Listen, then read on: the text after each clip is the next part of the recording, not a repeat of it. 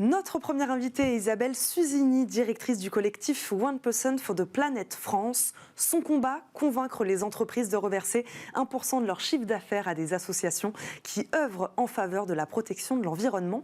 Bonjour et bienvenue sur le plateau Smart Impact. Bonjour Eva, merci beaucoup. Merci d'être avec nous. Isabelle Susini, comment est née cette idée finalement assez simple sur le papier, mais néanmoins ambitieuse ? Eh bien, c'est l'idée qui vient d'un entrepreneur très engagé depuis longtemps, qui s'appelle Yvon Chouinard, le fondateur et propriétaire de Patagonia. Il a eu cette idée-là en 2002 parce que lui-même, il donnait 1% de son chiffre d'affaires depuis longtemps à des associations. Et il a eu envie de rassembler autour de cette idée d'autres entrepreneurs qui pourraient éventuellement faire pareil. Donc, il a eu l'idée d'avoir un message très simple, de 1% pour la planète, ou 1% for the planet, c'est international, c'est très facile à comprendre. Et là, du coup, créé un label facilement reconnaissable et intelligible. Et depuis, ça s'est développé partout dans le monde. Isabelle Susini, pourquoi les entreprises peuvent-elles être, selon vous, un instrument rapide, efficace de protection de l'environnement ? Elles sont un levier efficace parce que elles savent que c'est aussi dans leur intérêt. C'est une responsabilité qu'elles ont.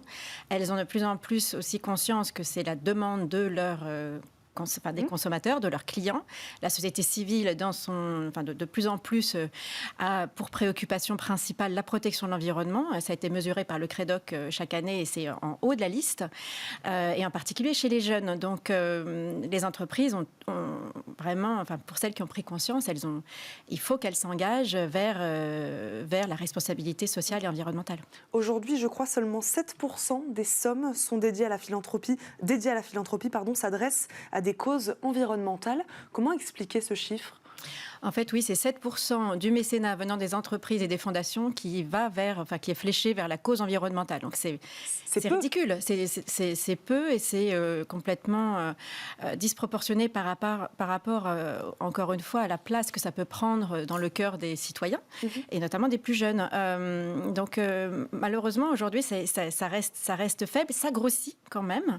Et alors, comment l'expliquer ? Probablement parce que c'est plus difficile au départ quand même d'être philanthrope sur un sujet environnemental que sur d'autres sujets qui sont peut-être un peu plus consensuels comme la culture, le sport. Il y a plein d'autres causes qui sont très bonnes, mais c'est peut-être un sujet un peu plus engagé. Pourquoi plus engagé ? Pourquoi plus dur ? C'est intéressant ce que vous dites. Ça rassemble pas tout le monde encore, la cause écologique ? J'aimerais bien. En tout cas, c'est notre vœu, c'est que ça rassemble tout le monde. Ça rassemble de plus en plus, mais bon, c'est pas encore complètement également réparti chez tous les citoyens. Donc, il y a encore beaucoup d'efforts à fournir. Et puis après, c'est difficile aussi de savoir quelle cause soutenir en priorité. Et c'est un petit peu notre rôle aussi, c'est d'aider à choisir les causes qui sont les plus importantes dans les causes environnementales et aider les entreprises à s'y retrouver et à flécher leurs dons vers les associations les plus impactantes. On va en parler de la manière dont vous faites de la pédagogie. Justement, évidemment, on prend les 1% du chiffre d'affaires et puis on les flèche vers des associations bien précises. Juste, petite question, comment on arrive à convaincre des entrepreneurs, des entreprises de donner 1% de leur chiffre d'affaires ? Ça peut faire peur sur le papier. Alors, il y a plusieurs moyens de les convaincre, outre le fait qu'il y a quand même une connaissance un peu mieux répartie sur la problématique. On n'a plus besoin, nous, d'expliquer, contrairement à il y a quelques années, on n'a plus besoin d'expliquer le pourquoi. On n'explique plus les changements climatiques, l'érosion de la biodiversité, ça c'est presque acquis. Après, pour les convaincre, on leur propose une solution ultra simple et efficace, c'est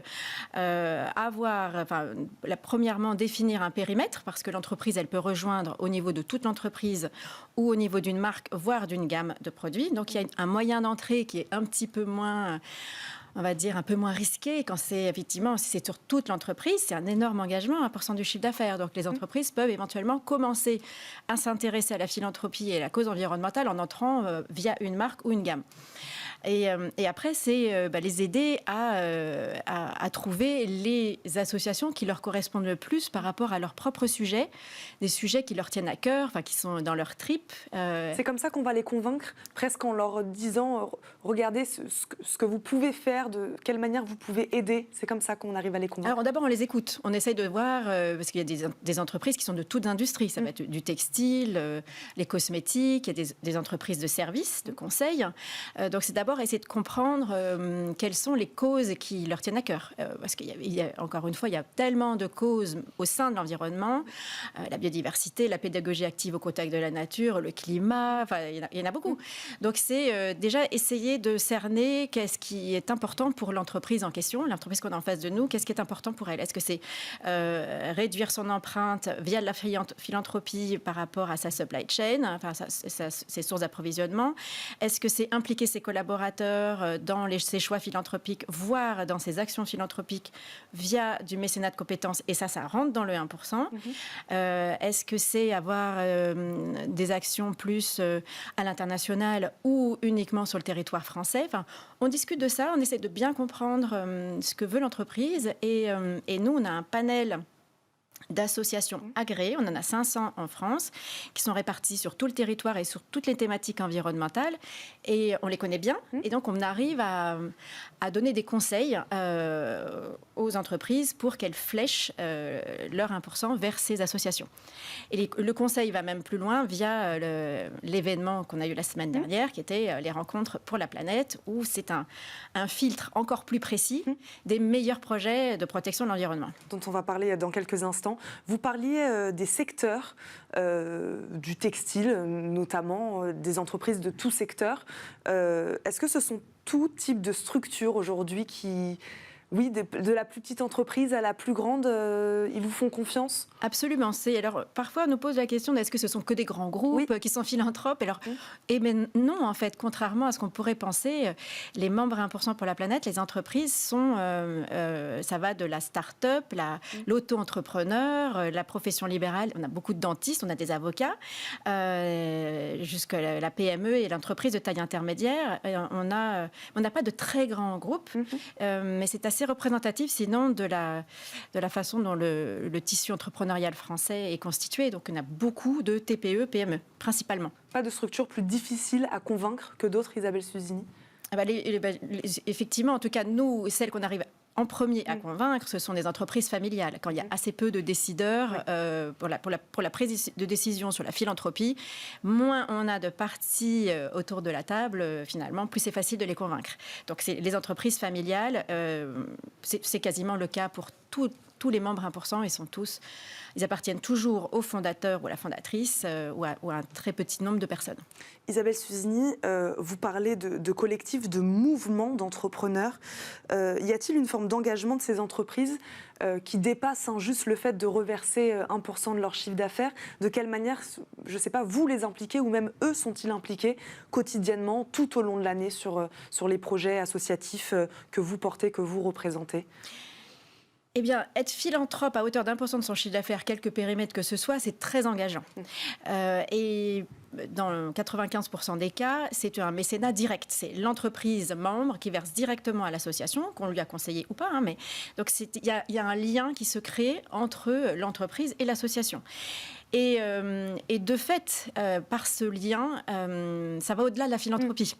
Donc c'est vrai que c'est l'entreprise qui nourrit la philanthropie, parce que c'est 1% du chiffre d'affaires, mais inversement, la philanthropie nourrit aussi l'entreprise, ses collaborateurs, enfin ses parties prenantes, parce que ce sont des échanges humains. Et puis l'entreprise, la plupart des entreprises n'ont pas envie d'avoir un discours complètement incohérent entre je suis philanthrope d'un côté et à côté, je mets la poussière sous le tapis. Non, ça ne se passe pas comme ça. En vrai, il y a une cohérence, il y a une volonté d'être engagé, si possible, sur tous les fronts. Donc presque vous, 1% for the Planet, peut-être qu'après, vous-même, vous mettez de côté ou vous laissez le lien, la relation se faire une fois que vous avez mis en contact l'entreprise et l'association? Oui, notre objectif, c'est vraiment d'être un organisme chapeau, mais avec un seul objectif qui est augmenter les sommes dédiées à la cause environnementale, mais les flux financiers, ils vont vers les associations récipiendaires. Et effectivement, nous, on est juste une sorte de metteur en relation, et de facilitateur. On essaie d'augmenter l'impact, mais le but, c'est qu'il y ait une relation directe entre ces êtres humains qui constituent les entreprises et les associations qui font sur le terrain. Alors, la relation, elle va être directe direct dans quelques instants sur notre plateau entre une entreprise et une association.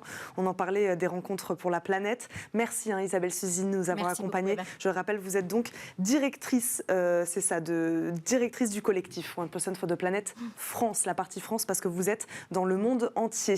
On continue donc à parler de vous, puisque vous êtes à l'initiative des rencontres pour la planète, événement majeur de la philanthropie environnementale en France.